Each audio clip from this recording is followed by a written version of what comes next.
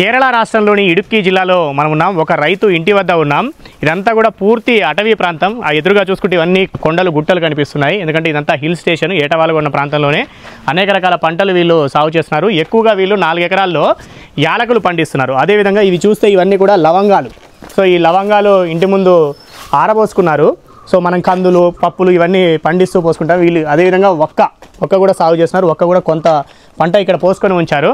వారి పేరు Joseph James ఇక్కడ ఉన్నారు. వీళ్ళు ఇక్కడ యాలకులు సాగు చేస్తున్నారు. 4 ఎకరాల్లో వీళ్ళ ఇంటి వెనకాలంతా కూడా యాలకుల పంట ఉంది. ఇక్కడ చూడొచ్చు యాలకుల చెట్లు ఇవన్నీ కూడా. ఇక్కడ చూసుకుంటే యాలకులు కూడా కనిపిస్తున్నాయి మనకు. ఇడుక్కి జిల్లాలోనే యాలకులు ఎక్కువగా సాగు చేస్తూ ఉంటారు.